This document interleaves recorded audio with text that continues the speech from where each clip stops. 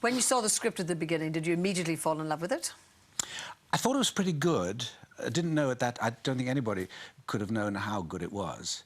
So it kind of grew during the making of it, and particularly after the reception of when it was the first 6 episodes were shown. Then it gradually became aware that it was really rather better than average. So there are only 12 in total? Yeah, we made 6 in 1975, the other 6 in 1979. So it's nothing. It's 3 months out of my working life of over 50 years now. Is that a bit frustrating in itself, you know, to think that, you know, we all have to refer to it because it is so popular? No, I don't mind. It's lovely. That's good. Because some people do begin to start to bulk against it or no, I love it. Well, I mean, I don't live on Manuel because it was such a small thing and it was so separate. I'm still sort of fairly anonymous when I walk down the street or go in the tubes. I can still get by without being, you know, bothered, like if John Cleese walks down the street. I mean, everybody says, "Give us a funny walk, John," you know, all that. I can get away with that because I don't walk around with a moustache and a little white jacket, don't I? And did you base Manuel on anybody you knew? Not really. It just comes from observation, because that's an actor's job, is to see what goes on outside. So, yes, I was reminded of people I knew and so on. People who'd been... weren't very good at their job, for instance, but were trying hard. I know several people like that. Sometimes myself included, actually. So, yes, you tap on those things. So how much of Manuel, then, spills over into your one-man show, which you're currently doing? Oh, it was a 2-man show, actually. We've got a pianist, an ace pianist as well.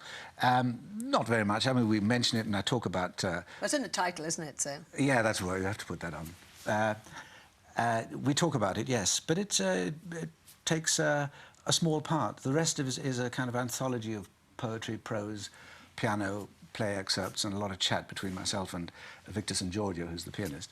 And it makes for, I hope, well, it seems to be a very entertaining evening because people seem to love it very much. Right, we'll go to Radio 4 this evening, actually, just to show how busy you are. Oh, yes. Because I think we're about, what, 3 or 4 down the series? No, 1. We've only had 1. Oh, you've only had 1 so far? Last Thursday. This is number 2 now. There are 4 half-hour programmes on the Jewish journey, which is just a look at Jewish life in England. I mean, it's a revelation to me, Gloria.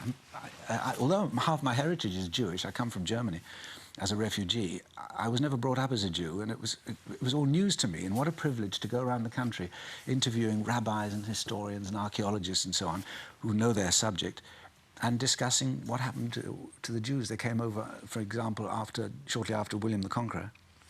Then they were expelled they're used to that, in 1290. Didn't come back until 1660-something. So there were 300-odd years when officially there weren't any Jews. And yet Shakespeare was writing Shylock, and Marlowe was writing The Jew of Malta and so on. And one secret Jew actually made it as a physician to Queen Elizabeth I. Really? How he got away with that, I don't know. Let's look at your own circumstances. You say you were half Jewish. On which side? My father was Jewish, and which wasn't a sensible thing to be in the 1930s in Berlin. My mother not. We 3 children were half Jewish, mongrels, if you like.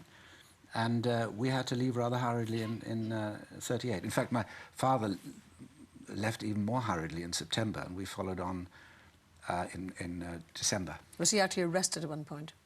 He was, in September. That's what made him really leave. We were just having dinner in a restaurant, and the police came in looking for his papers, and they found something they didn't like in his wallet, and said to my mother, they said, "Well, you won't see your husband again," and took him off. So a few days later, however, he was released because he had some connections in the Berlin civil police who, I would say, at great risk to his own job, got my dad released. He came over to England, set up a little home in Hatch End, and we followed 3 months later, thank heavens. Although you were a child, I mean, you were born, what, 1930? 30, so I was 9, nearly 9. So what do you remember about that ethnic cleansing and the atmosphere in Germany at that stage? Well, I principally remember Kristallnacht. After my dad had gone in November, they had a pogrom against the Jews in the big cities. They burnt all the synagogues and so on, and looted the shops. So I saw people running around with the little suitcases, grabbing a taxi and going off and leaving everything else behind and so on, and shop windows being blasted. But I was 8 and a half, coming home from school. It was a great adventure. You know, what's going on here? I didn't understand. It's my mother and the older people who realised what was going on. So we were very lucky.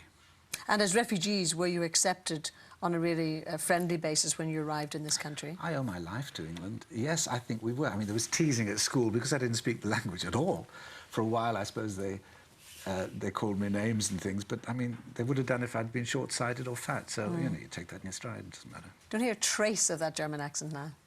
Just as well. Well, that's one thing I have to thank Hitler for getting me out when I was 9. Because had he allowed me to stay in Germany a bit longer, I might have been left with a residual German accent, and therefore, if I'd become an actor, I would have been limited in the parts I could play. Who have you met in the course of this documentary series about the history of the Jewish faith? For example, you know, who's really impressed you? All of them, really. I tell you what, there's a Bill Fishman, who's kind of professor of the East End. He's now nearly 80, I think, and he walks around, he knows everything about the East End Jewry, which doesn't exist now, but he told wonderful stories. I think he comes into tonight's episode, probably. And then there's Sir Stanley Calmes, who's the head of Dixon's, and Sir David Seif, who's Marks and Spencer's. Some rabbi called Levy, Isaac Levy, who was at Belsen when Belsen was liberated in 1945, and has stories to tell about that. I mean, it's archaeologists who've discovered things in Bristol, for instance, of ancient jewellery. It's fascinating people, because I was very privileged to talk to these people. Thank you very much indeed for joining us. Andrew Sachs. Thank you.